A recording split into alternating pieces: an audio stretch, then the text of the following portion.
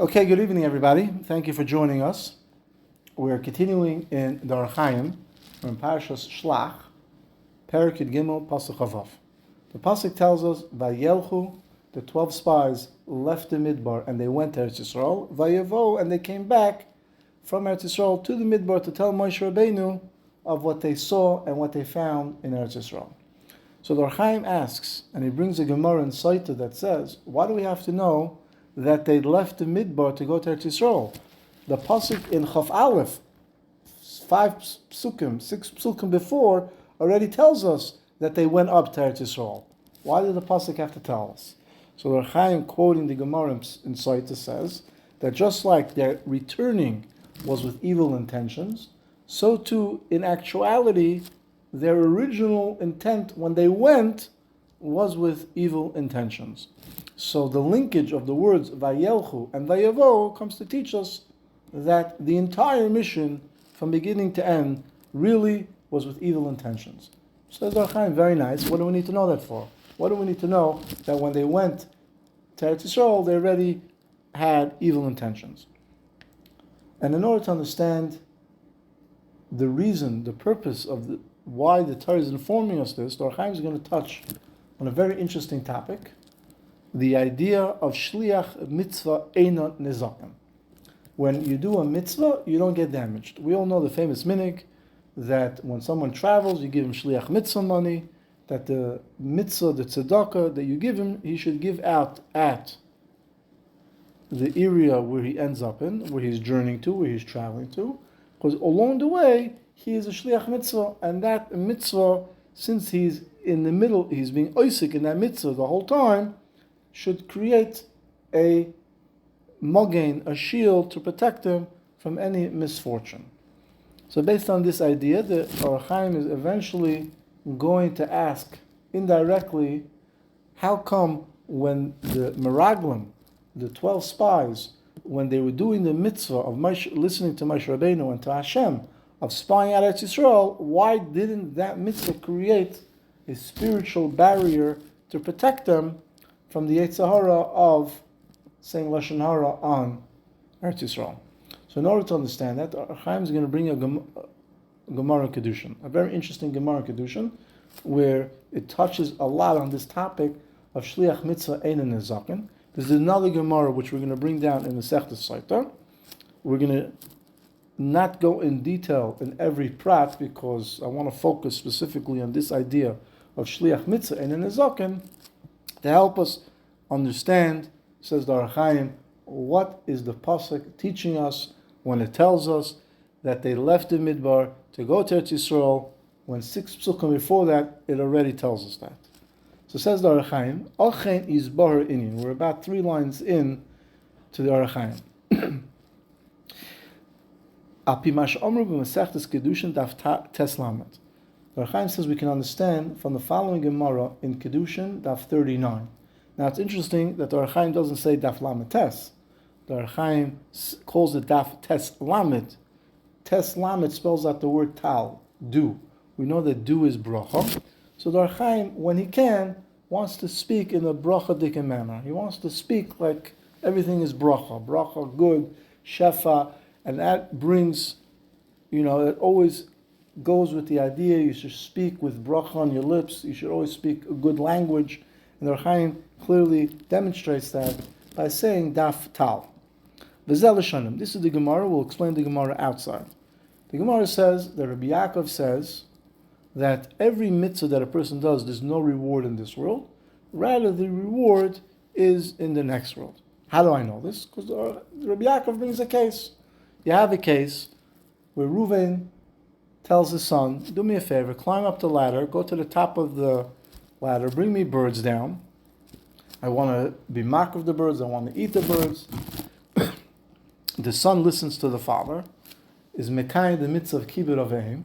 He goes up the ladder, chases away the mother, takes the eggs, takes the chicks, and on the way down, ubachazerosoi nafal umes. So the Gemara, so Rabbi Yaakov says, what happened to the reward of arichas yomim?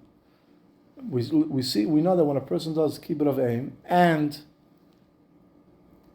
Shluch Hakan, the reward is Arichas Yomim. Says Rabbi Yaakov, the fact that he did not get Arichas Yomim, and the proof is that he fell and that he died, must be that there's no reward in this world. So the Gemara there says, maybe this case never happened. If it would have happened, he never would have died. So Rabbi Yaakov says, no, I saw exactly such a case. I saw it with my own eyes, said Rabbi Yaakov, that a father asked his son, do me a favor, climb up the ladder, get birds for me. The son did as the father asked him. On the way down, slipped, missed the rung, tumbled down, and died. So the Gemara there says, well, maybe he was thinking of an Aveira. The Gemara says that when you think of an Aveira, Hashem doesn't punish you. It's only when you do the Aveira. The Gemara then comes out and says it must have been that he was thinking of Avodah Zarah. When you think of Avodah Zarah, Hashem does punish an individual, which we'll discuss that hopefully towards the end of this year, why Avodah Zarah is different. So what do we see from here? That's tackle that Rabbi Yaakov says. He says that if there's reward in this world, he never would have done the Aveira. Rabbi Yaakov says that's exactly my proof, that there's no reward in this world. Because if there was reward in this world, there's no way he could have thought of an Aveira, because you can't, it doesn't go together. You can't be thinking an Aveira and then get reward for doing a mitzvah. So the fact that the mitzvah did not prevent him from thinking of Avodah Zarah must be that there's no reward in this world, and that's why he got punished. Fine. Our Hachaim continues, mashma, that there is an opinion, that according to the opinion, which we're going to see is the opinion of Rabbi Yossi, that since there is reward in this world, tagin mitzvah mehayisurim, the mitzvah, in addition to getting reward, will protect him from punishment, and me'achet, and will also protect him from doing an Aveira. Because if he does an Aveira, it can't then turn out that he's going to get reward. So it comes out clearly, says the Hachaim, that there's an opinion that holds that a person who does a mitzvah in this world gets a reward, gets protected from punishment, and gets saved from doing an Aveira. The Kasha, the Hachaim says, I don't understand. There's a Gemara in the Masechta Saita, Omer b'maskana sadvarim l'rava, that it's true that a mitzvah protects a person from not getting punished. Aval atzuvei matzlah does not save him from doing an Aveira. Va'afilu b'zman atzmei shu osik bo, even when he's doing the mitzvah itself, even though it creates a spiritual aura, even though there's kedusha that's now generated when you do a mitzvah, whenever a person does a mitzvah, it creates kedusha. Even still, says Rava, it does not help him. So there's no proof to Rabbi Yaakov. Really, it doesn't protect him from doing an Aveira, right? And you are getting rewarded for mitzvahs in this world. So the Gemara says, you're right. Maybe there's two types of mitzvahs. There's a mitzvah that he does lishma, and there's a mitzvah that he does shalai lishma. Hachaim says that's not a good teretz. Because if that was the case, the Gemara could have easily told Rabbi Yaakov, you know why the guy fell from the ladder? Because the mitzvah that he did was shalai lishma. The Gemara doesn't say that at all. The Gemara rather says that he did it lishma, but he was thinking of Avodah Zarah. So therefore, we're back to a three-way machlokes. We're back to the opinion of Rabbi Yaakov that says that when you do a mitzvah in this world, there's no reward. You do not get saved from punishment, and you do not get saved from doing an Aveira. Rabbi Yossi says the opposite, the complete opposite. When you do a mitzvah, there's reward in this world. And therefore, if there's reward in this world, you get saved from doing an Aveira, and you also get saved from punishment. And you have the third shita of Rava, that's a little bit of the middle ground. That it's true that there's reward in this world, but the mitzvah does protect you from not getting punished. It pushes away punishment, but the mitzvah does not save you from doing an Aveira. The Hanachain L'Taritzu, the Hachaim continues and says that really the Maskana Satamadu Kisvas Rabbi Yosef, that at the end the Gemara comes out like Rabbi Yosef, the mitzvah be'idna the asik be magnu matzlan. that when a person does a mitzvah, it protects him and saves him from doing an avera. Lezehu shemechiach Rabbi Yaakov. And this is where Rabbi Yaakov brought his proof, and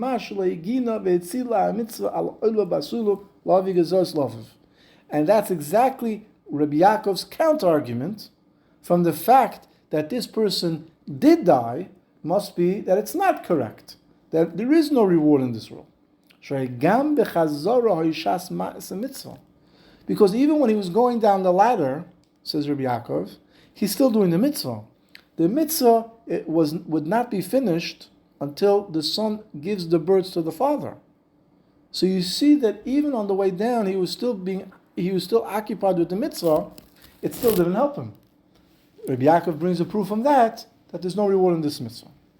Now the Gemara in Saita wants to reject Rabbi Yosef's opinion from bringing a proof from Doeg and Achitophel. Doeg and Achitophel were two nemesis of David HaMelech. They were Talmidei Chachamim. How come the Torah that they learned didn't protect them? Must be a proof that does not help them. Hachaim and the Gemara there reject that, saying that their learning really wasn't learning. Their learning from the beginning was not Lishma, was not even Shaloi Lishma. The whole purpose of the learning was to fight David HaMelech. Okay. In addition, the Gemara there brings another difference, that when it comes to Torah, Torah is unique. Torah is stronger than a regular mitzvah. Torah is so strong that it can even save a person when he's not learning Torah. And the Gemara brings a proof from a Saita. If you have a lady that's confirmed to be a Saita, that the schus that she has of sending her son to learn Torah and her husband to learn Torah can protect her and delay her punishment from coming into effect. The Gemara there says that a Saita can drink the Mei Saita and it can confirm that she's a Saita, yet the schus that she has will delay the punishment. Even though she's not learning Torah now, even though her husband learned Torah weeks before, but what do you see from here? That the schus of the Torah can help even after the fact. So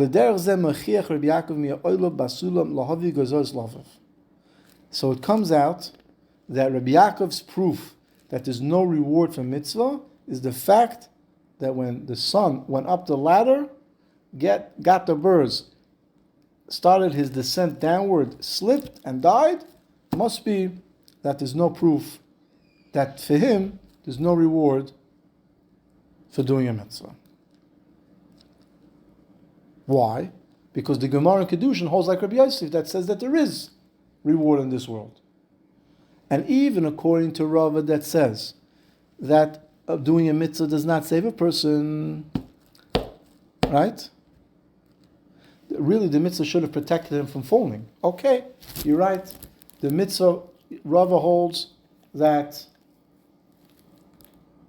doing a mitzvah will not protect you from thinking of an avera. But it should have at least protected him from falling off the ladder, from slipping and dying.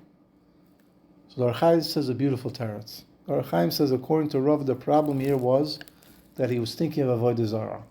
Avodah Zarah is the opposite, is the denying of the Torah. When a person has thoughts to do Avodah Zarah, why does he get punished? As opposed to other thoughts of other Averis, is because thinking of Avodah Zarah already shows you deny the entire foundation of the Torah. The entire foundation of the Torah is Emunah b'Hashem. Anochi Hashem Elokecha. As soon as you deny that, the whole thing falls apart. So therefore it says, Rava, as explained by the Hachaim, there's no mitzvah. You never did a mitzvah. You're not going up the ladder to do a mitzvah, because how could you go up the ladder to do a mitzvah if you're thinking of Avodah Zarah? And therefore, right, there's no mitzvah to protect him. So before we continue, let's make a little bit seder. Let's review what we learned. The Gemara Kedushin holds that when a person does a mitzvah, there's reward in this world. According to Rabbi Yossi, it protects him from getting punished and saves him from doing an avera. Rabbi Yaakov says that can't be the case, because I saw a case where a person went up the ladder on the commandment of his father, on the request of his father, chased away the birds, fulfilling the mitzvah of Shiluach HaKan, chasing away the mother, fulfilling the mitzvah of Shiluch HaKan, which both mitzvahs, the promise is you're going to have a Arichas Yomim, and on the way down, while still being occupied in the mitzvah of Kabed es Avicha v'esimecha, the man missed the rung, slipped, fell backwards, and died. Must be that there's no reward in this world, because if there's reward in this world, he should have been saved. He shouldn't have been thinking of Avodah Zarah. And even according to Rava, who says that, you're right, he should have been saved from not getting punished, right? The reason why he wasn't was because by thinking specifically of Avodah Zarah, that causes you to deny the entire Torah. So you're not going up to fulfill a mitzvah, not even Shalai Lishma. There is no mitzvah, because you don't believe in mitzvahs. Because you don't believe when the Torah said, Kabed es Avicha v'esimecha, because you don't believe the Aleph Beis of Anayich Hashem Leikecha.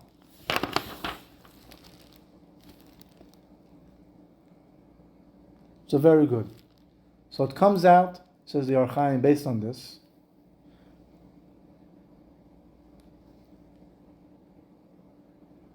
why didn't the mitzvah protect the spies?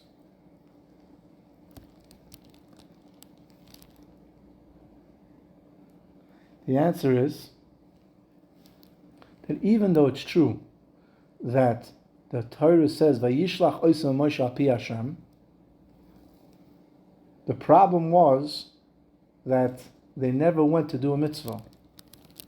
So according to Rabbi Yossi, who says that a mitzvah does protect them, there was no mitzvah here. How do we know there was no mitzvah here? Because just as their returning was with evil intention, so too their coming to Eretz Yisrael was with evil intention. So they weren't doing the shlichus to do a mitzvah. They were doing a shlichus to do an aveira. Oh, says the Hachaim beautifully. The Torah now is explaining to us how come the Meraglim weren't saved from Lashon Hara. The answer was there was no mitzvah to protect them. According to Rabbi Yossi, there was no mitzvah. Why was there no mitzvah? Because just like their returning from Eretz Yisrael was with evil intention, so too their going from the beginning was with evil intention. Right? And therefore there was never a mitzvah to generate a kedusha, right, to help them.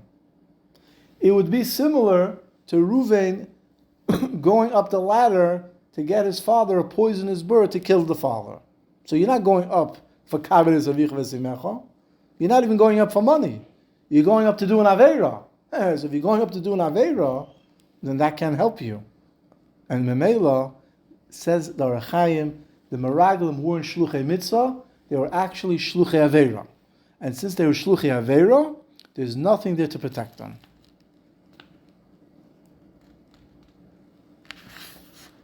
So says the Hachaim, very good. So why at the end we're skipping a little bit, and we're going to focus on the last part of the Hachaim. So how come in the end Hashem allowed them to return? Why did Hashem not stop them? Hashem should have done something in order that they should not return. Says the Gemara, Pirush, says the Hachaim, Chash Hashem advar kavod Moshe. You know what would happen if the spies didn't return? The people will say that Moshe Rabbeinu couldn't protect the spies.